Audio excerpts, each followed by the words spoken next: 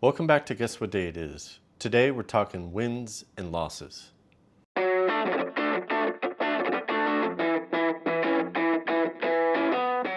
welcome back to the channel. So we're back after a couple week break, refreshed and ready to go. I thought it would be a neat opportunity to go through some of the projects that we've gone through. Where are they now?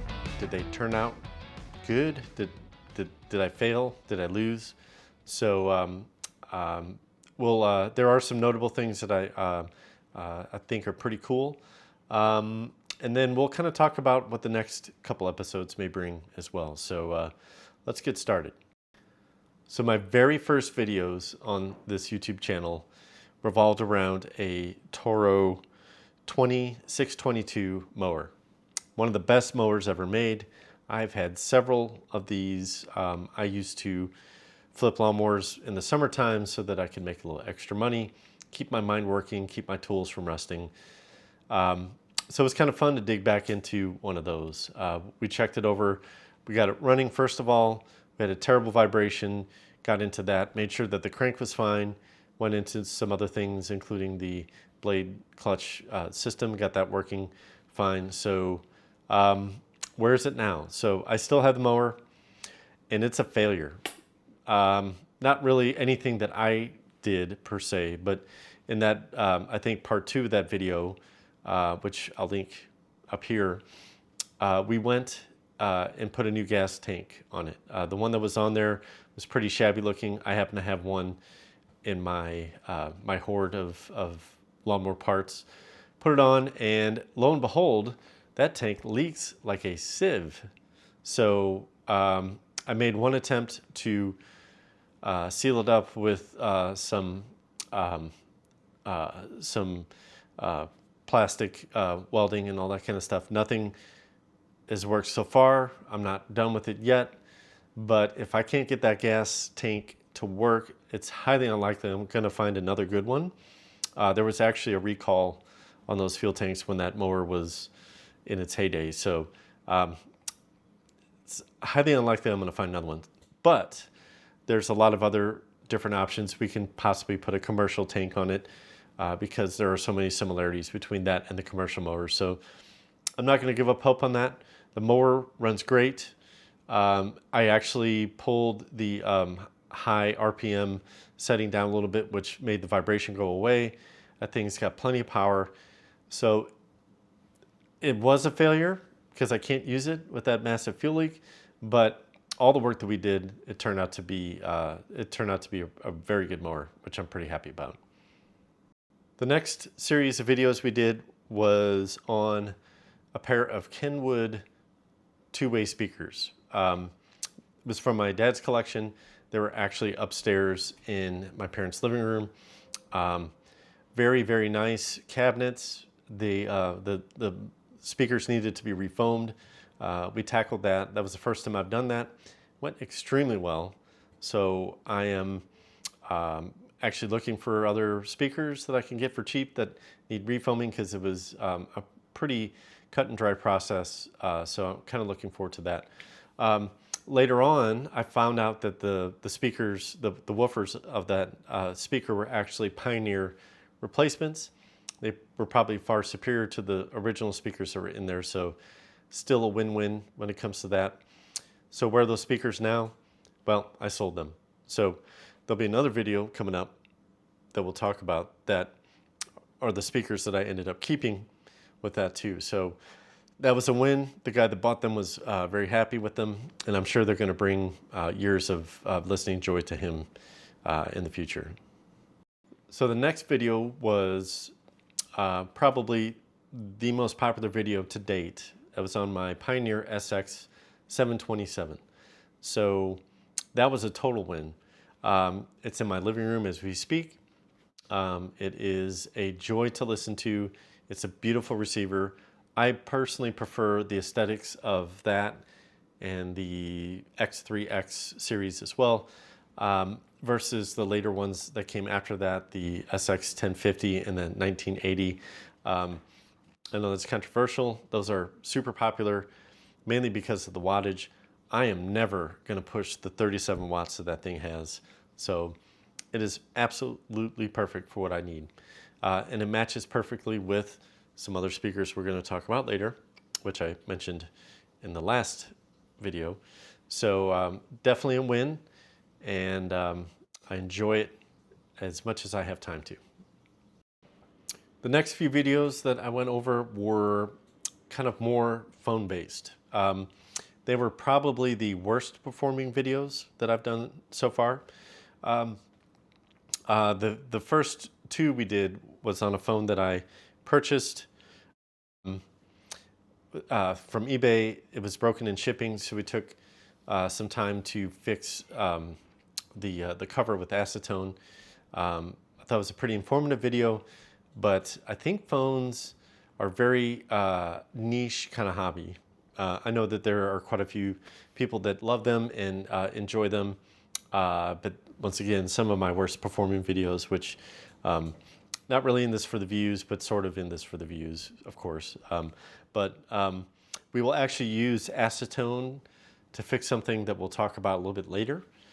And then we also went through my phone collection. That was more something for reference.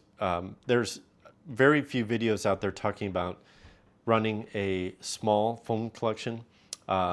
There's a couple people that have some really massive phone collections that are absolutely awesome and fun to watch as well. But this basically highlights how to run a very small phone collection and make it all work, and also to make some of the 1A2 type key system phones work as well. So I kind of wanted to make that video just to have it out there for reference for somebody that might be getting into that hobby as well. So it's a lot of fun for me. Once again, not the best performer, but all of those are a win. The cover repair was great. And like I said, we're going to put that to the test here shortly. So definitely a win on that one. Next, we had a series on Atari 2600s. Basically two different videos. The first video was kind of a history of the various Atari models, and then a teardown, and then the second part was to install a modification to be able to use it with component video. Once again, I was pretty surprised that these didn't perform better than what they did. I think that second one also was kind of something that hopefully will be a reference to anyone that wants to do that modification in the future. But both were fairly soft performing videos, which was very surprising to me. I thought they would have been much more viewed. So we went over some of the Ataris that I found in the past. We have found a total of 9 Ataris going through my dad's stuff. And one of them is an Atari Junior, which I just picked up here recently. And another Sears version of the 2600. It's a light sixer.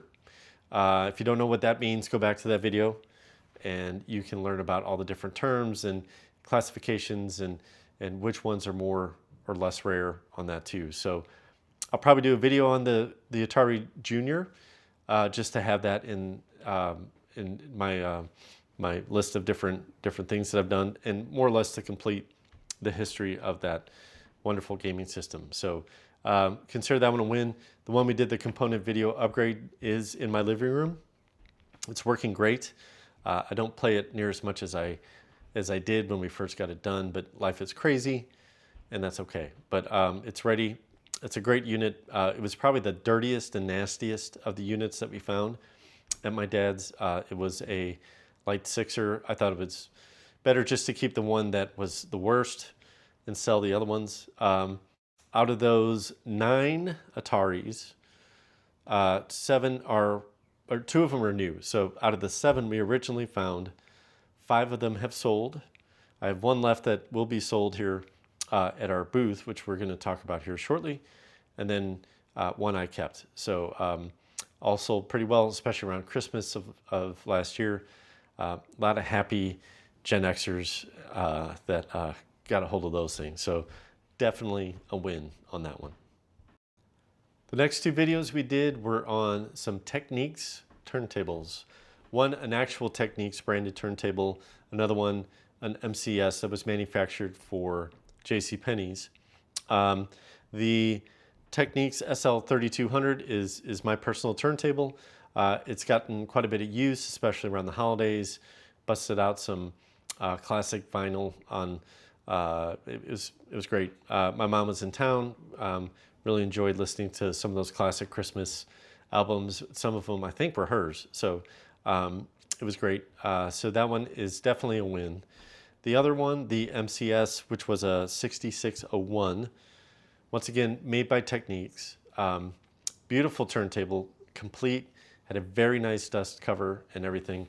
Sold that to a friend of mine, and he's enjoying it as we speak. So once again, that's a win on that one. So we have a lot more turntables that are going to be either coming through the channel. I'm not sure if I'm going to go through each of them individually. I picked up 4 turntables this past weekend. I still have 3 on my shelf. And I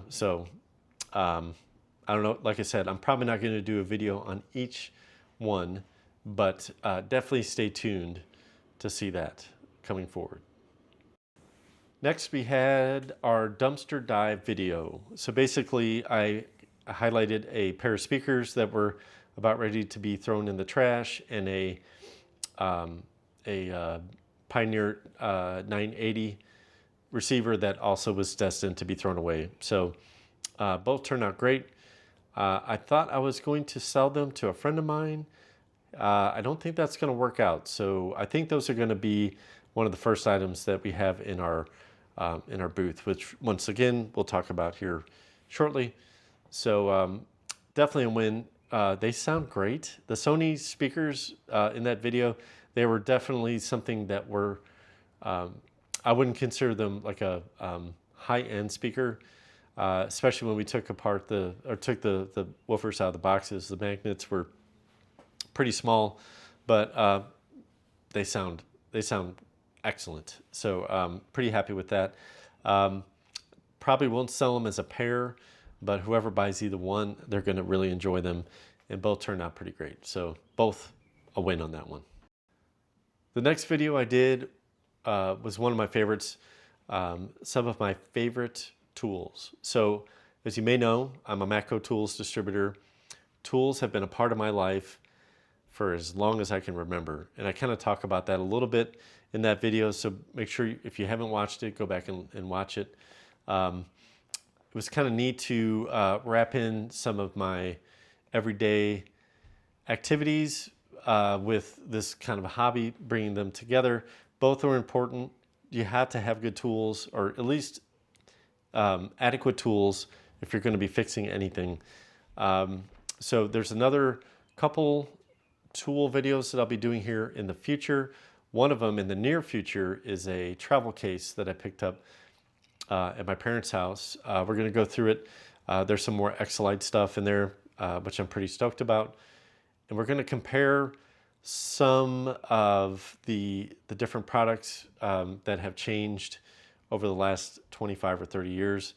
And then there's going to probably be a video where I recommend some value-priced tools, some really good tools for the money that I think are of value to anyone who's starting to get into repair. So keep an eye out for those 2 videos. One probably on the case. That one will probably be the next one that you see on the channel as well. So both a win. I think I love tools. I think we all do if you're watching this, most likely.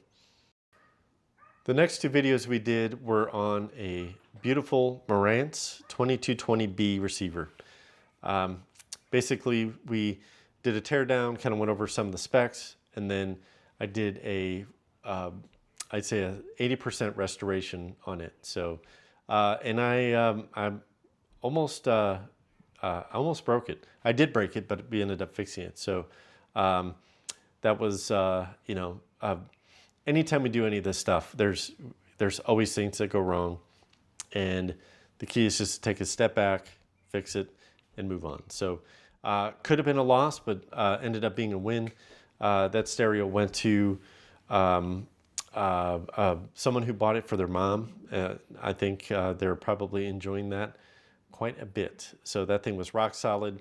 especially being recapped and having a lot of the other problem components replaced. That thing's going to be alive for many, many years to come. So once again, super win on that one. The next video we did was on my 1994 Caprice wagon. That thing is just an amazing car. Drove it today. I don't know. That is from an era of car that is just something that can't be reproduced today. That thing is super smooth. It's a couch on wheels. And if you floor it, it's got some beans. It will get up and scoot. So basically the premise of that video, it's a wonderful car, but there are so many things that do family stuff better. Minivans, SUVs, I'm not taking anything away from that car at all. And hopefully, based on some of the comments, it may have been taken that I don't like the car. I don't think it's amazing. It is amazing, especially if you are a dad and you got to go get some plywood. No problem. Put the back seats down. You're good to go. Holds all kinds of stuff. It's got plenty of power. You can tow a trailer if you want. And it is just a joy to drive. I did a follow-up video where we got it ready for a road trip. I did end up driving it to Tennessee, to Nashville. And let me tell you, that thing was so nice to drive. We did have an issue. I cut a tire in St. Louis, real close to my parents' house, which I'm very grateful for. But I'll show some videos of us kind of getting that back together. But what a fabulous, fabulous car. And it handled it perfectly. Did some cruising downtown Nashville, bought a guitar while I was down there. So it's a great time and a great car. So of course that's a win. Well, here's the current situation. Got a flat, destroyed a tire. So I'm here at my parents' house, putting some new rubber on the back.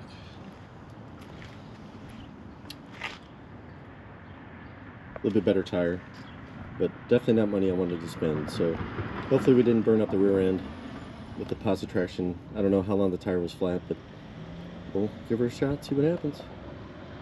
The next video was on my Pioneer CS66E speakers. So it's a great video.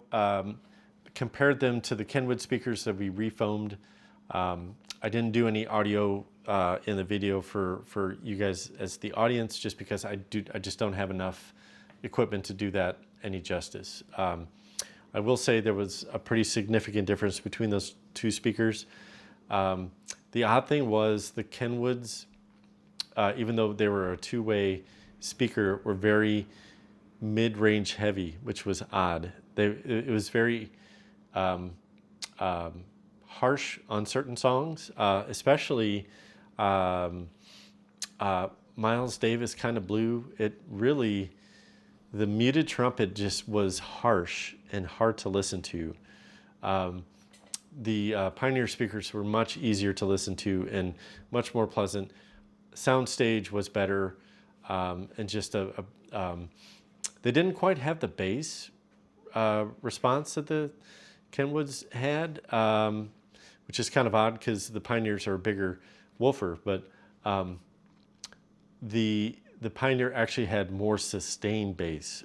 So the Kenwoods were punchier with that initial hit of bass, but the Pioneers just had a sustained bass that was just far superior and much, once again, more pleasant on that side. So great video. It's a win. They're upstairs right now. They match the receiver. I think they probably came together. I think my dad probably bought them as from a garage sale as a match set. So super pleased with those. That is just such a great pairing, and very fortunate to have the manual as well. So definitely a win on that one. The next video I did was on a very cool, clear 13-inch TV. I did not know at the time that it was a prison TV, which I think one of you guys put that in the comments, and then kind of doing some more research, it certainly was a prison TV. It was a good commentary on the way manufacturing has kind of turned over the last 40 years, kind of a way for me to kind of look back at my dad's business as a TV repairman and maybe extrapolate that into our economy today and all that, and just to learn from that kind of stuff. I'm kind of a student of economics. I'm not, I don't have a degree in economics or anything like that. I run a small business. So of course, learning about the economy and how it works is very important to me, both in how I run my business now and also in the future. So it was a great video. It was definitely a win. I put that TV on Facebook Marketplace, and I tell you what, it was. I ended up pulling it down because I had a lot of tire kickers, and probably out of anything I've ever tried to sell on Facebook Marketplace, none of it panned out. It's definitely the most volume of interest and just the sheer failure to be able to actually connect and get that thing sold. So that's going in our booth coming up here shortly. So, I called a win, and I learned a lot about, prison technology. There are all kinds of clear things that you could buy. It's a very good learning experience on that one. So definitely a win on that as well. Next, I did a video on April Fool's Day, how to change a light bulb. So it kind of started out as being kind of a joke. I mean, how to change a light bulb? I mean, hopefully everyone knows how to do that. Statistically, that is not the case. So from, I don't know where this came from, but there's a statistic out there that 1 in 4 people who are Gen Z cannot change a light bulb. So I kind of started taking it a little bit more seriously, just in case somebody would come across this in a search and want to know how to change a light bulb. So, always think about, who my audience is. Overwhelmingly, the statistics show that it's mostly people 55 and over, 100% male. But you never know.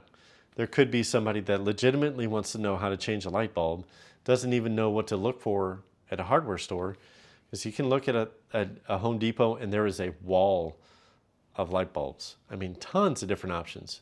So hopefully somebody can go back to that at some point and get some knowledge out of it. Once again, this is kind of a video that went from just kind of being silly to taking it ever so slightly more serious, just in case somebody gets into it later. So definitely a win on that one.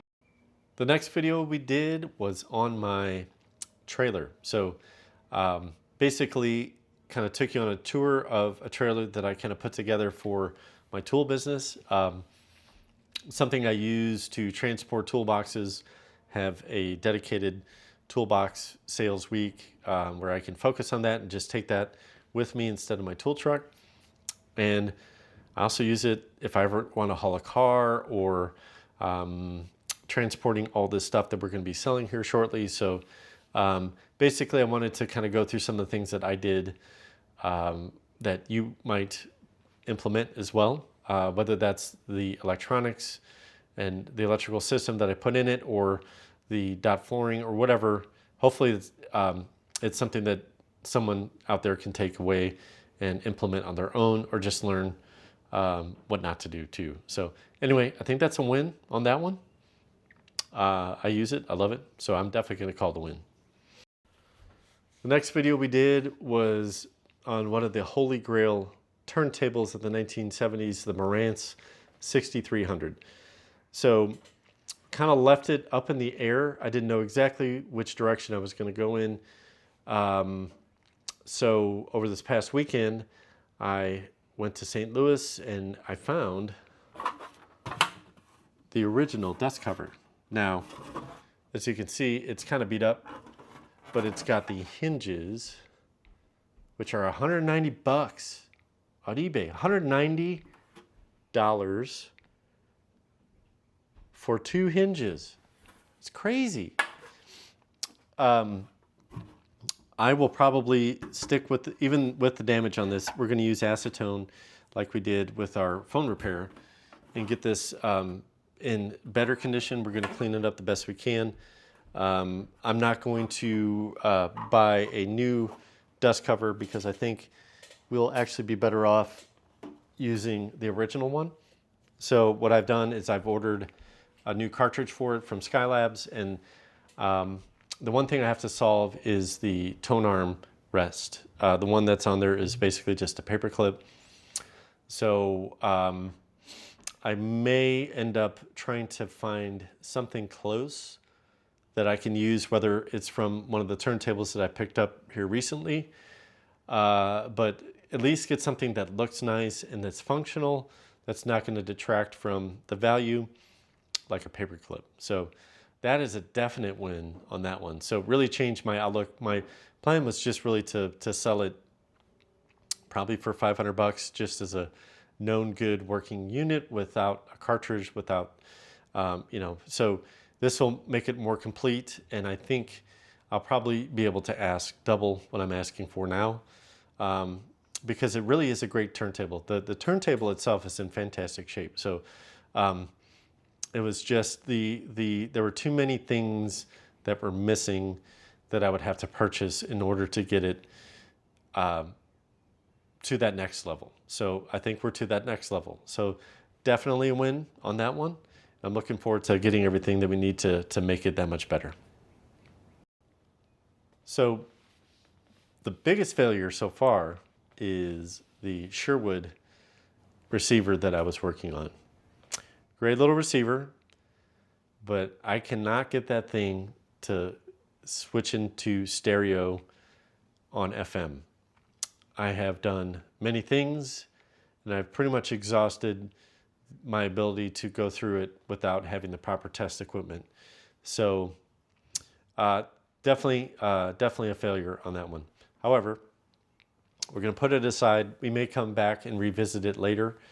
My goal is to get some of the equipment needed for that, because I think it would be nice to be able to do setup on the tuner side of these as I kind of go through them. It's one thing to set the bias and all that, but it's even better to make sure that the tuner section is 100% ready to go. So I think that would add value as I go through these. So, but I've got to make a little money on some of this stuff before I can invest into that as we go any further. So some of the test equipment is $300 to $500.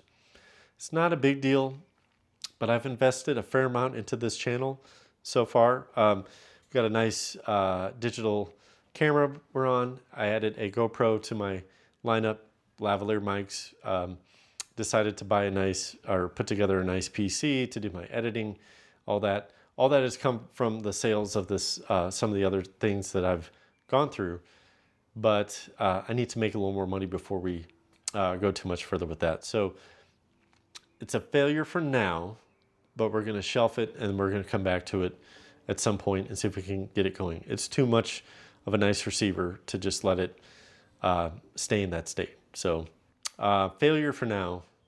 We'll come back.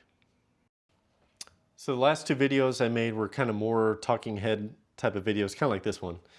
I really enjoyed those, especially talking about inflation, globalization. It was an opportunity for me to do some really good research, and anytime that we can learn about something, we have just a better understanding of it. So as things come up and pertain to some of the things that we're going to be doing in the future, I might do more of those than I have in the past. So it's a good change of pace as well. Sometimes it's nice from a creative standpoint to do something different. So we'll probably get into some more of those here in the future. So keep an eye out for that. So definitely a win, of course. So in the video previous to this one, we talked about some things that are going to change in our videos going forward. I definitely think there's going to be less going in deep into repairs on some of the things that like we've done in the past, and maybe a more broad overview and maybe a highlight of some vintage cool stuff as you may not remember or may not have seen. My son and I are going to take some of the things that my dad collected over time, and we're going to rent a booth at our local antique shop, and we're going to sell them. So that might also be some avenues for some videos as well. Starting up a small business, my son and I working together. It's a good chance he's not going to be highlighted on some of these videos because we really respect his privacy, and unless he really wants to be a part of these videos, we're definitely going to respect him on that. So, but there's a lot of cool stuff that I will be putting up for sale. A lot of test equipment.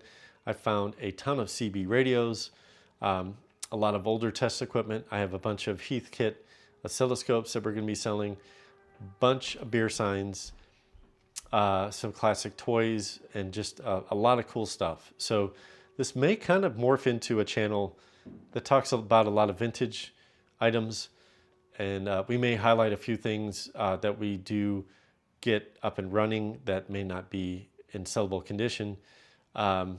So one of the things I've noticed that YouTube channels sometimes go through different transitions. The original vision that a lot of YouTubers start out with isn't exactly where they end up in. So this might be one of those kind of opportunities as well. So we talked about doing another tool video here coming up. The video after that probably will be us going through some of the stuff that we're going to put up for sale. Once again, some really cool stuff. We're going to maybe even talk about some other things. A lot of the things that people of my generation are dealing with is dealing with their parents who are aging. We talk about how to love and honor our parents as they start to get to the twilight of their lives, and that looks different for everyone. Every family has different dynamics, and each person ages in a different way. With my dad, we had dementia. He had some other health issues that weren't debilitating, so he never really was unable to move around or anything like that. We have, some people that have, their parents are mentally there, but they're not physically able to get up and walk or to take care of themselves too. So we may talk about some of that stuff. We may talk about dementia. And we may kind of talk about other things too, like hoarding. I talk about my dad's collection. That's a very gracious way to kind of talk about it. So that might be something we kind of talk about too. Sometimes just the openness and transparency that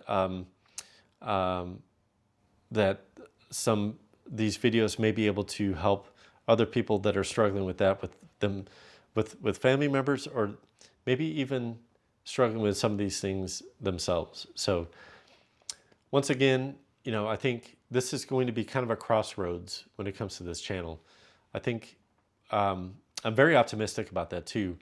I'm very excited to think about where this channel can go, and if I can contribute to society to help people, whether it's fixing things or maybe dealing with aging parents, or how to cope with the stress of being in between raising your kids and doing your best to take care of your parents, or starting a business, all that kind of stuff. maybe it's an opportunity for me to share that and maybe learn from all those of you out there, and maybe hopefully you will learn something as well. So I'm very, very excited about this. I look forward to the next phases of Guess What Day It Is. It's still going to be the same kind of stuff at the core. It's still going to be on Wednesdays. For those of you that don't know, Guess What Day It is a reference to a commercial that you probably know where I'm going with this. It's a Geico commercial with a camel. My name is Mike, and when that commercial came out, hey, Mike, guess what day it is? I can't tell you how many times I've heard that. And if your name is Mike, you probably understand that as well. So just joking around with the kids, you know, trying to figure out a name for the channel. That's what it's all about. So, and if you haven't noticed, I try to post on Wednesdays, which is hump day. So just a little insight in the channel. So anyway, I really appreciate you coming along on this journey. Thank you so much for watching. Remember to hit like and subscribe. And I look forward to going on this journey with you. So thanks again for watching, and we'll see you on the next video.